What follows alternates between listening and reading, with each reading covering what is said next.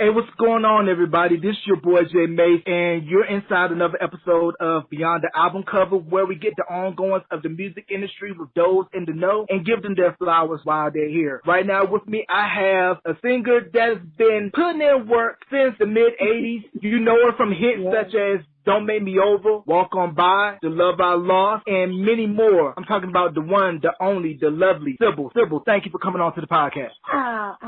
It's good to be here. It's good to be here. I'm excited that I'm still in the number and able to do what it is I love to do. Right, that's all we can ask for. So go ahead and getting it started. Where did your love of music come from, and how did you end up getting signed to Next Plateau? Gosh, my love of music came at an early age. I grew up in a family of singers. It's ironic because my cousin Maxine was the original member of the group In Vogue. One of my other cousins was the original lead singer for Pieces of a Dream. And so on certain sides of the family, you have gifts and talents that are going to spread out, and there's things that family members can do, and you sit and think, wait a minute, why is it all of us sing, and why is it all of us can do this and all of us can do that? But so a love of music was kind of established in my household early on. And so I would listen to, not only would I listen to gospel, I'd listen to jazz, and I'd listen to, of course, soul and some of the more contemporary pop stuff at that time. But I grew up in a house surrounded by music, and then I was close to the city where there was theater, Broadway. And so music has always been a part of my household, been a part of my makeup, and a part of the gatherings. And if you know, old school back in the day, you would have gatherings, and it was always music. And that's why the songs of yesteryear are the songs that a lot of us remember, because as children, we would hear our parents play them and kind of dance and do their thing to them. And we would be there as family units and hear and have those musical experiences. So it started for me early on. Then, of course, I sang at a church in Patterson, New Jersey called St. Luke Baptist Church, and grew up singing in the church, and graduated from high school, went away to college, and started singing at A&T in the gospel choir. So there are a lot of basic touch points for me as it relates to music and my musical lineage and how I evolved, because I think it was at A&T where I kind of really embraced the idea of gospel music. I mean, I'd hear it. I sung it as a younger person, but it was not until college that I really understood the connection between singing songs, singing gospel songs, and how that needed to be delivered, and the importance as it related to our relationships with God. And along the way, just kind of been involved with some jazz artists and musicians, and so music started for me early, and it continues to be an integral part of what I do. And right. In terms of okay, let me say this. Okay, you did ask about how I got signed to Next Plateau. Well, because I was in musical theater in high school, and I ran into, after I graduated college and was working as an editor and a proofreader for a publishing company, a friend of mine said, "Hey, are you still singing?" And I said, "Yeah, I'm singing. Yeah." And he said, "I want you to meet this producer." But honestly, I was not interested in the least of being in the music business. Just was not interested. It was not what I wanted to do. It was not where I saw myself, because I wanted to be an attorney. I thought I was going to be in law school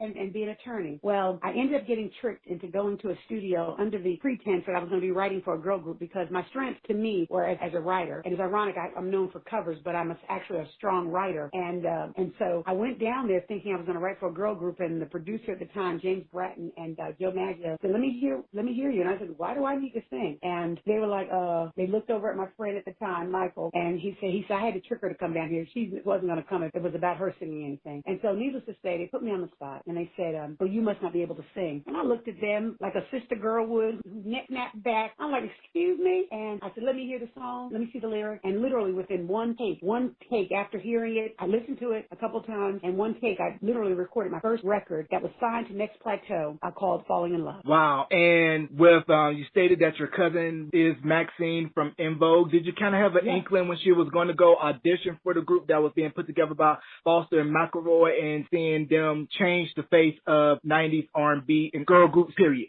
Well, the funny thing, she was part of the founding group, because they were all in the Oakland area, and that's where she was. She was actually born and raised in New Jersey, and then moved when she became a teenager. They moved out to California. But we saw the writing. I remember her sharing with me. She'd come to a show of mine, actually, and I remember her sharing with me about what was going on. And it's funny because her side, her brothers, all of them sang. I mean, her dad, who was deacon at our church, and my uncle, they all sang. They were deacons that sang in the church. And so when I saw the writing on the wall in that, I knew, like I said, our family music was an integral part of our family. family. It was just, we sang in church, we sang together in group, we sang at houses.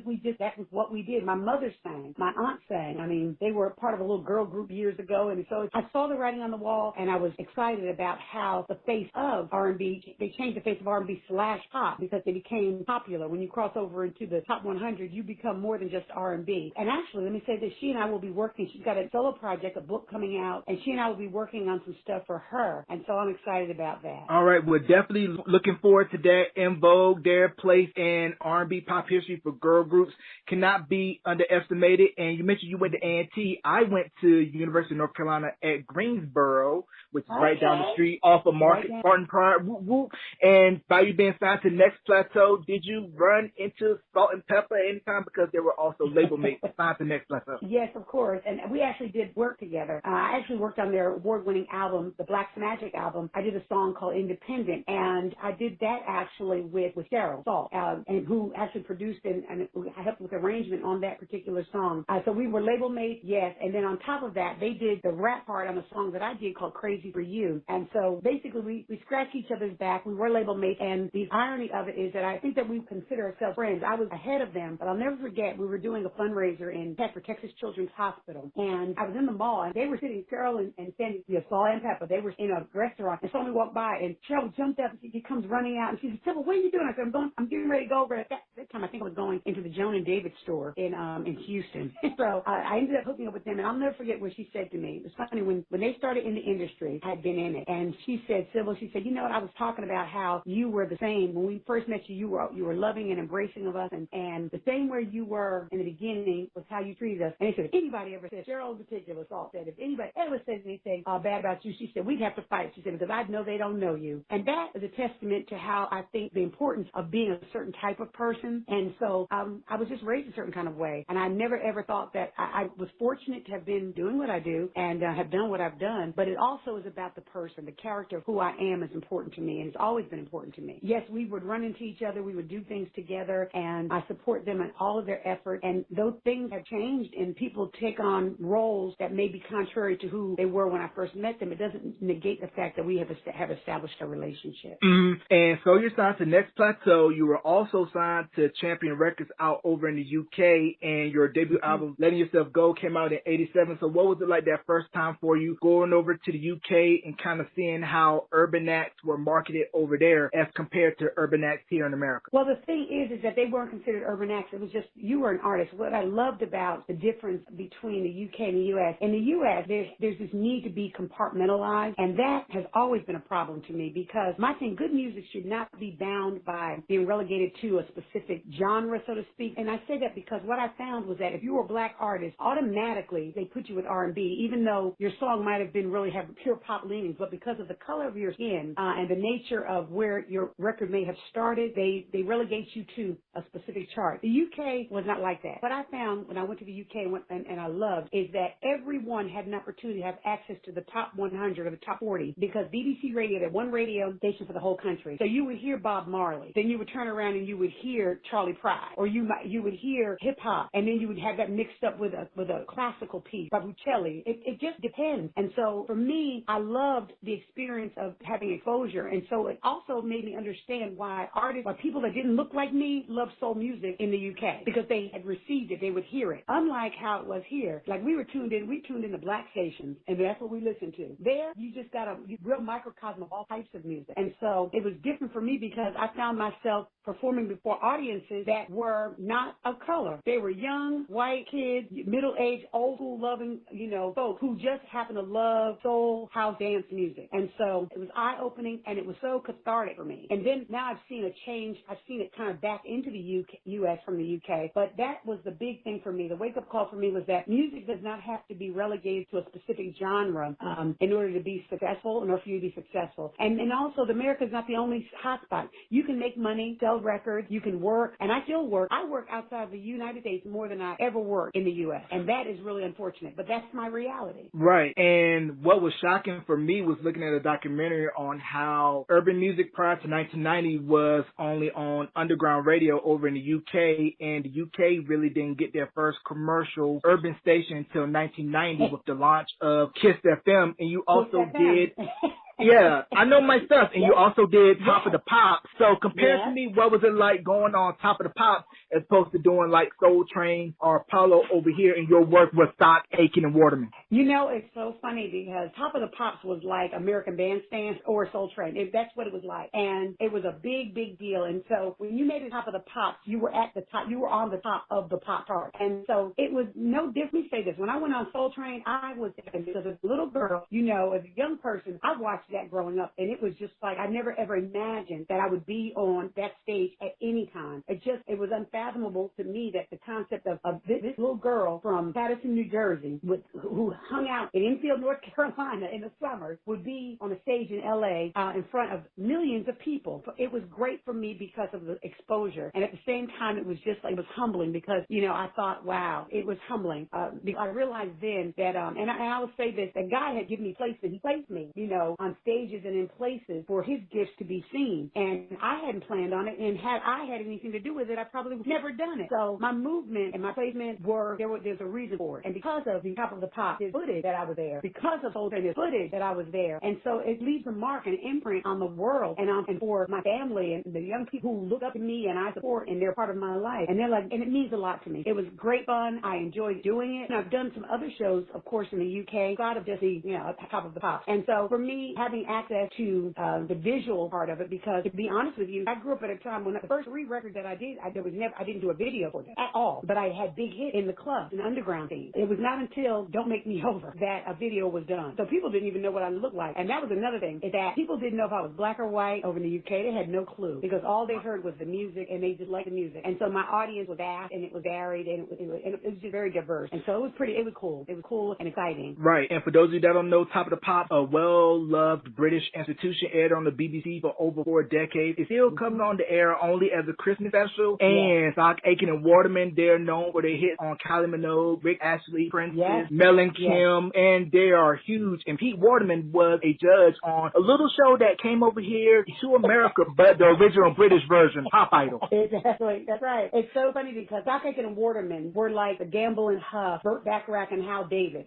of the UK. They were the writers. They were the go-tos, and they made a lot of hits. And Donna Summer can be factored in, too, as one of their. I absolutely loved Donna Summer. Loved her. So I actually aspired to be like her because of the nature of how she crossed over to various genres. Yeah. Right. So who idea was it for you to cover the Burt Bacharach, Hal David classic for Dionne Ward, Don't Make Me Over? That was actually Eddie O'Loughlin, who was the president of Plateau at the time. I actually had done Walk On By. I'd recorded Walk On By, and for some reason, and he was adamant about Don't Make Me Over, and I was like, ugh. And I did it, and it was not my favorite. It was just not. It was not until it was put into the hands of a young soul kid, white kid out of Liverpool named Tony King, who went in and gave it the soul to soul kind of vibe, because he had been working with Jazzy and the crew from Soul to Soul, that production group, and he knew them. And I'd heard their song prior to them becoming big hits around the world. And I said, this is what I need to have. And that's what he gave me. So the remix made me love the song, because originally I was like, you know, it was huge, it was pretty, but it wasn't what I wanted to do, especially after coming out from under house records, you know, and dance records. I thought this is just too far to the other side. And so, so it was actually the label idea with my nudgings to have it remixed so that it would be in line with what was happening and hot at the time. Right, and a good idea it was a hit across the Atlantic. And how did it make you feel knowing that Clark Kent sampled that for Spread My Wings remix for Truth? Clark was my boy. Let me say this. He was a supporter of my music, actually, before Don't Make Me Over, because I worked a lot in New York because I had Falling in Love, Let Yourself Go, My Love Is Guaranteed. Those were big club records for me, and so I worked at pretty much all of the clubs that were anything. I worked at it between the tri-state area, so New York, New Jersey, and even up to Connecticut, Massachusetts. The whole Northeast corridor was my friend. Let me say that. And so Clark Kent was a big supporter of mine prior to him even sampling it. So I was actually really, really pleased. And so and another thing is, the funny thing is that it was Jimmy Jam and Terry Lewis used I Adore You, my voice, on the record I Adore You that they did with Karen Wheeler for the Mo Money soundtrack. I did not know that. I always thought that was Karen Wheeler's vocals, but now I know that it is your voice that they sampled for that cut off of Mo Money, because when I first saw the video for Spread My Wings and heard that breakdown, that little, don't you, I was like, hold up, is that Sybil? is that Sybil right there? And knowing me, I'm a big troop head, so I was just extra hyped just seeing them get it with your vocal being added into the breakdown section. I thought that was a great record. I thought, you hear a record and you're like, oh gosh, I wish I'd been part of that record. That was a great record, and I was appreciative that Clark Kent thought enough of me to sample it. And like I said, I had been in places that had been embedded in songs, and people were like, oh, was that you? As a matter of fact, the funny thing is that when somebody said, did you sing? They'll ask me, you sang on that Troop record, didn't you? I'm like, no, it was sample. You sang on that I Adore You with Karen Will. I'm like, no, they pulled the I Adore You from the Don't Make Me Over song. That was it. So I laughed, and so I said to Jimmy Jam and Terry Lewis years later, I said, why didn't you all just ask me to sing the song? But I love Karen Wheeler. She's a sweetheart. She really is. Right. And one of the interesting things about the Spread My Wings remix that Clark Kent did was, I believe he, outside of Herbie Lovebug, used a lot of go-go in that record with the little drum breakdown. And it was kind of unheard of because go-go was still considered a regional sound. Pretty much if you won't hear it unless you're DMV or maybe a little bit in North Carolina because you have a lot of transplant from that area going to college.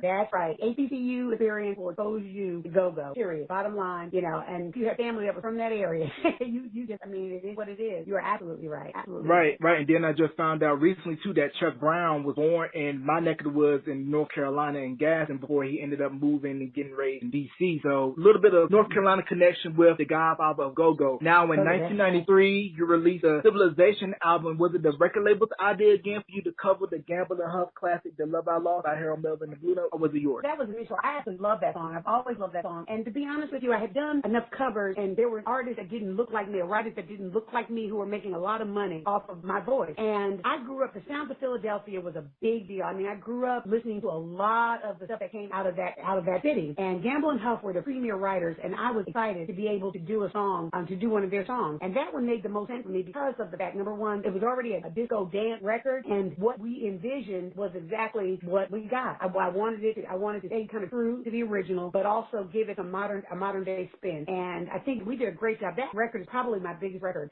People think Don't Make Me Over, but that record globally kind of changed the trajectory of how I was able to do business. In 1993, that song, then followed by, subsequently by a stock, it was the Mike Stock and Waterman track called When I'm Good and Ready that followed that. They were hits. They were top 10 at the same time in the UK. Never released here in the US, and everybody said that was the biggest mistake not to release Love I Lost in the US, but at least as a single. But it was actually a collective, to be honest with you. But it was a song that I was excited to be doing because of the fact that it was a Gamble and Huff tune. So why wasn't it released here in the States? Was it because they feel that it wouldn't cross over where here in America and that the dance house scene was really taking off in the UK but didn't really have a strong foothold here in America? You know what? I'm not sure what their justification for it not being released here. There were some label changes and things that were going on, and I think that it was safe kind of relegating it to PWL, kind of managing it for the rest of the world and not encroach on the U.S. But at the same time, the U.S., it was a different album. To be honest with you, we also did a different album. We did a Doing It Now album, and the single that was released here was a song, You're the Love of My Life, which was released at the same time in the U.S. So I don't know what their logic was other than there were some label changes going on and the uncertainty as to what they thought would work and just not paying attention.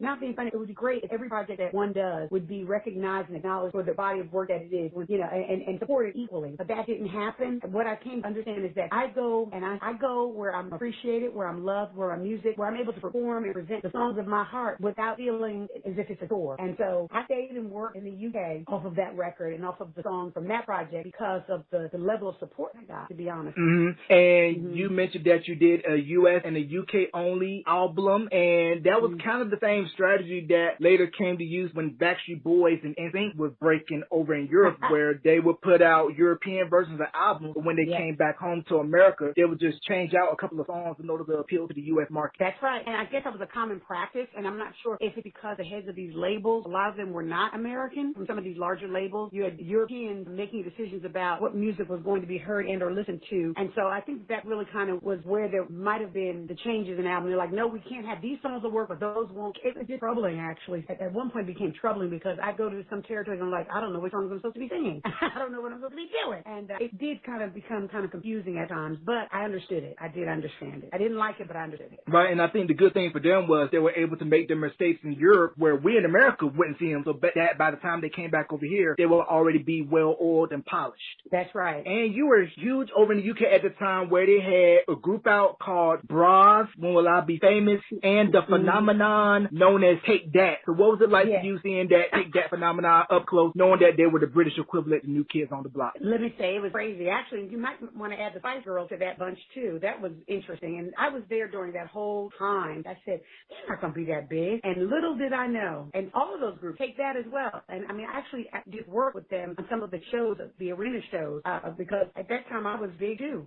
And so I was doing a lot of the major arenas and shows with them as a supporting artist. And so for me, it was just great. It was to be part of the energy that was going on musically at the time. I laughed because I said, I'm like, they're not going to be, in my mind, they're not going to be that big. And they end up being massive. So little did I know. Look, I didn't know much, I guess. But I was seeing it from my perspective. But I guess also, too, that's why different albums, different territories. Because I was an American girl making an assessment about British audiences and British groups. And so, but it made things, you get it when you're up close and personal. And it worked. It catered to a specific audience and targeted specific groups. And it worked. Right. They were definitely huge. Back for Good was their only hit over here in America. They split in 95. And then you had acts like E17, you had Reverend Bay, you had Damage, you had M&A. So it was crowded among boy groups over in the UK. And Five was huge over there. Very crowded, but I'm going to say that they were all different. Yeah, some of them were more soulful, you know, trying to do more like the Backstreet Boys. They were trying the more soulful Backstreet Boys sound, but also with New Edition kind of leaning. You understand what I'm saying? They were trying. Some of them were trying that. They had some really cool, some other groups that were underground that were great because, see, like you said, I went over there, and I will say this, I started going over there when there were no soul, well, before Kiss, and they had what they call pirate radio station. I had no idea what that meant, but I used to do a lot of shows, and I said, I'm doing a show for this radio station, and people would be like, but they'd be packed because they would be pirate radio shows, and I had no idea what it was, but I was doing a lot of work. Right. And in Vogue connection with the UK, the girl group Eternal was created to be the UK's answer to In Vogue, and it had a big hit over there and minor in the US with their Glenn Jones cover of Stay. And then they cut Angel of Mine before Monica redid it and became an international smash. Yeah. Let me say, the thing is that they will try to copy us because they admire and respect us, and I wish that it was reciprocal, a more reciprocal some areas. Yeah. Right. I agree because if you can go down the line with all of the acts that came out of the UK, Boy George Michael, Phil Collins, Adele, Sam Smith, they all idolized US R&B and just put their own spin on it. Yeah, and we embrace, and the difference, and I will say this, and this is not about race, but it is, that we embrace black people. We as a culture or people embrace, if we like it, we don't care if you're green. It's not all, it doesn't translate the same, you know, the same everywhere. And so that can be taken any way it wants, but it's the truth. I mean, we knew who Wham was. We like Wham. We like George Michael. It doesn't matter the color of your skin. If your song, Rick Astley, Never Gonna Give You Up, people love that record. Lisa Stansfield, Been Around the World. We just like the record. Black radio played those songs and supported those songs, you know. And so that's what I was thinking that was different, is that a black artist had the potential, at least in the UK, to be heard by people that didn't look like them. If you're dope, you're dope, because I posted a video just recently in a New Kids on the Block fan club group. It was a rare video of them performing at a Boston nightclub for WILD before they blew up, and a lot of fans didn't know that New Kids were marketed towards R&B consumers, R&B radio, and they did an original video of Please Don't Go Girl for BET. Yeah, to be up in Boston in that area a lot during that time, So you kind of saw them before they had the pop phenomenon come behind them, and they were playing for pretty much the R&B crowd. That's right. That's the absolute truth. Because when I interviewed Danny, he was telling me that, you know, once the whole pop phenomenon came in, it was a little bit weird for some of the guys because, hey, we love R&B. We never were intended to be a pop act, period. We just wanted to just do what New Edition did, but it just so happened that white girls don't have a group. New Edition, Menudo, Bing. Yeah. And that's where the money rolls in at. That's right. That's the truth. So for you, when was it time that you decided to leave Next Plateau? Was it more of where I just wanted to do my own thing, find another label, or go indie, or was it the label's decision? You know, well, the label folded. They were changed. They sold us off. As a matter of fact, they actually released Salt and Pepper and I to Polygram. So I didn't have a say-so in it. I was just released to a label. They had signed over everything to Polygram, and at that point, that's where I was. So I had no say-so in the matter at all. So they sold my record, they sold what I had done, and now Universal actually oversees the catalog and the discography of everything that I have under Universal. We're looking at doing a compilation. We're in discussions now with the business side of the house to pull together kind of a number of songs from different albums, different projects that I've been involved with. And so we're going to see how that works out. Like I said, I still work. As a matter of fact, when I was actually going to be April, I was supposed to be in the Philippines. May, I was supposed to be in the UK. June, I was supposed to be in South Africa. And October, supposed to be in Brazil. So I still work. And I work off of songs, a catalog. I'm just appreciative of having the capacity to do those types of things. And on top of that, I'm actually an administrator. I'm in education. And so I work with young people who have a desire and aspire to be in this music industry. But they just need to kind of get familiarity with some of the basics. Right. And the one thing about the music industry now with the rise of the internet is that everything is at your disposal. So a lot of younger artists coming to the industry now are more aware of the business first, knowing point structure, royalties, publishing. So how has that changed from the time when you came in and you signed that first deal with Next Plateau, knowing what you know now about how the inner mechanics of the industry work? Let me say this. If I knew then what I know now, I would have my own label, but I would use the sources would be the use of technology more. Because one of the things, the tangible, people don't necessarily need the tangibles anymore. They don't use that. I still like records, believe it or not. I still love having a record. I still love having CDs. I still like having books, like physically having books. But that's because I'm old school. Understanding the dynamics of what's going on now, I would do things differently. I would actually have probably pursued more feverishly the concept of having an independent label. Actually, what's happening now is what happened in the mid-'80s, where you had a bunch of independent labels because they understood that the big machine was not necessarily to get their records played and or to get artists out on the road, period. So it's just the use of technology has increased, so you don't have the volume. You don't have to make records. You don't have to burn any of that stuff, do that stuff anymore because it is streamed and it is purchased through technology. So it's different because there were monies there, but it's a different way to make the money now and it's greater, potentially greater, easier, and it's easier to make and greater for the individual, for the artist who decides to take it on. Right, because if you already have an established brand, you got buzz and a following, you can pretty much do it yourself. You only need the big names to really get that exposure if you're just coming into the game. Because I had a recent interviewee tell me that he did a show with a famous writer who I'm not going to mention. He had one of his biggest hits get put on the streaming services and it got over 2 million streams, but the quarterly check from ASCAP was only for $6K. That's right. So that just tells me that the copyright laws needs to get reworked so that writers and producers and singers can be fairly compensated because they didn't take into account future platforms. Yeah, there's not a lot of money. It's not as difficult to get out, but it's a lot harder to get revenue out. And that's crazy. I agree with you. Right. And then, of course, major labels have these 360 deals where they want to have their hands in all the pot. Not only we're going to take some of your publishing, we're only going to give you maybe 2 to 3 cents per record you sell, but we also want to get some of your merch money. That's right. I'm like hands off, but you can see why Prince was fighting so hard for doing it yourself, and he scrawled slave across his face. People thought he was crazy, but he was like, no, the system is pretty much rigged for the labels to eat off of you. Everybody eats off your plate. You're the last one to get crumbs. That's right. Well, they want to give you the crumbs from the table, and you should be dining at the table. That is the problem. Yeah, then I think another thing why they were slow to adapt was when Napster came in, they all thought like, oh, people still going to pay $20 for a CD or $15 for a tape. And it's like, no, I'm going to sit with my 56K dial-up and wait 2 or 3 hours for these 3 or 4 songs to download so I can burn it off a CD for free. That's right.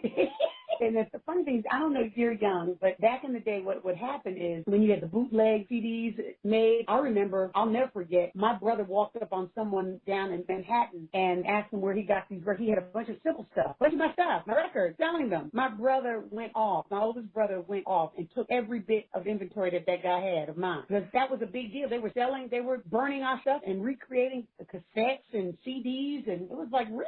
It was crazy. They were issues. I remember those days. I think it was Canal Street where you had everybody lined up with the blankets, with the cassettes and the CDs because a lot of people from down south have family from up north, so they would bring their Kid Capri, Ron G, Cool Kid mixtape down south because everything came late. So we thought once we heard something from New York, we were like, oh, this is new. And then they look at us like, what are you talking about? It's been out months ago. Yeah, that's true. Right. So where did your desire going into education come from? You know what? I think it was always innately and intrinsically a part of who I am. I remember as a little girl, I used to get excited about writing on chalkboards and having my brothers and my cousins sitting around and writing stuff on a board or on a pad. That was just something I've always loved to do. But what happened, I'm going to say for me, I started assisting, one of my mentors was a director of an adult education program, and she wanted me to oversee a class that was for those students who were very marginalized, but also very troubled. And I was like, I don't want to do that, but let me say, it's where I found my gift of ability to reach and teach. And so I stuck with it. I taught Highways to Success program for my former mentor, and I just loved it, absolutely loved it. Became really interested in how I can make an investment into young people who have all but been dismissed by society and or have had trouble being able to get the credentials that they need to be able to have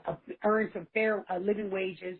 And so it started early because education was always wished. I mean, I never remember not saying I was going to college. I never remember ever hearing my parents say, you're not going. It was always I was going to college or the military. And military was not an option for me, you know. It just wasn't. So college was what I prepared for. And so learning, I've been a lifelong learner, and I continue to believe that training and kind of immersing yourself in those things that are going on around you. For example, when I first got out of college, I was excited. We didn't use computers. I worked at a publishing company. All I had to do, I literally would edit the material, hand it off to someone who handled the technical part of it. And it was in 2000 when I realized that I needed to learn how to use technology. And it worked in my favor. So early on, I realized that education could be something else for me when I thought that I was good at it. And that the results of those whose lives I was overseeing in terms of the classroom environment, learning environment, they were becoming successful. And so that kind of, I stayed in that. And I stayed in the area. What I do now with the institution is basically I make sure that I help students connect the dots so they don't separate from learning. Because the average adult learners in most of the community colleges, considered the non-traditional learner, are 27 for the non-traditional student. You know, you don't have the traditionals, the one who comes straight out of high school. We have a lot of non-traditional students who are trying to acquire a credential so they can take care of their family and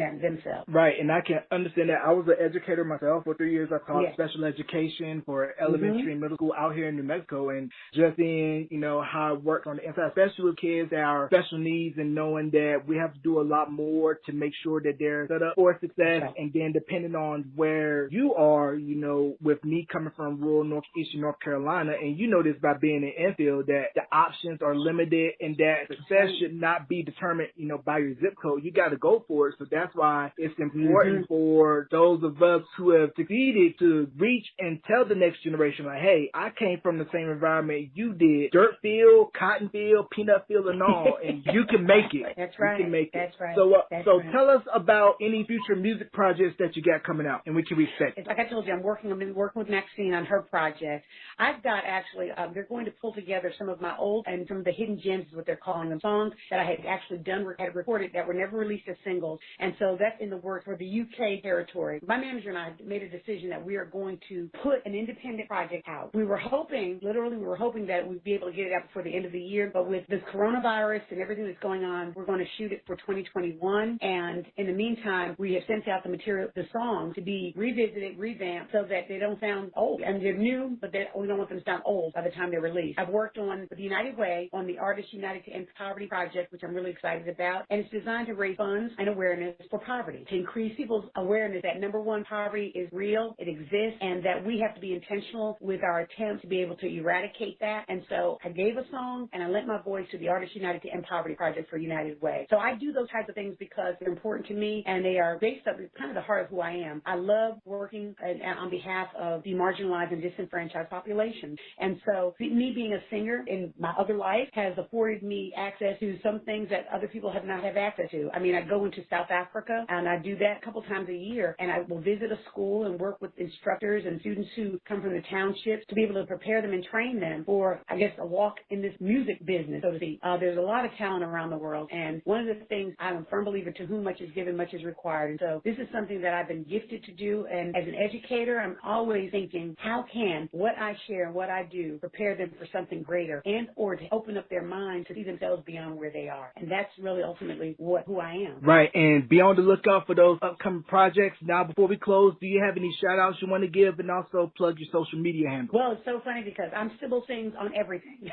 Look at this. I'm Sybil Sings on Instagram, on Twitter. That's where I am. I also actually, you can look for stuff from me with it's www.dinoco, DINOCO entertainment.com. That's where touring, what I'm doing, will be shared. And I have a public page, of course, on Facebook. But I've got 3 Facebook pages. One's public page. The other 2 are more personal. And I just look for me. Look for me out there. I go by Sybil Sings. I go by Sybil, but on social media, it's Sybil Sings. And that's about it. But what I do want to say is I want to shout out my Aggies. I love A&T. I'm an Aggie. And we're not going to have a celebration. GHO, as we call it, the greatest homecoming on earth. But we're going to celebrate, and we're just going to pray that 2021, that those who we weren't able to see in 2020 will be able to see in 2021. And I'm going to give love to Barton's, UNCG Barton's down the road, too, because I have a lot of good friends, and they're doing a lot of great programming. And actually, they are one of the institutions that really have helped me transition some of my students from a 2-year environment to a 4-year environment. So I love my Aggies and love and respect Barton's as well. And I love HBCU, period. But most of all, I love the fact that God made me this way, and it is what it is. Right, and while we're on the subject of triad colleges, I want to shout out Greensboro College, I want to shout out Bennett, and I want to shout out Guilford College. Definitely don't want to leave you guys out. And remember, you can hear this episode along with past episodes on Anchor, Breaker, Stitcher, Spotify, TuneIn Radio, Podbean, or wherever you get your podcast. Ladies and gentlemen, the one, the only, the lovely, the beautiful Miss Sybil, right here on Beyond the Album Cover with yours truly, J. May. Sybil, thank you once again for doing this interview. You're welcome, Jay. You take care of yourself. I hope to see you soon.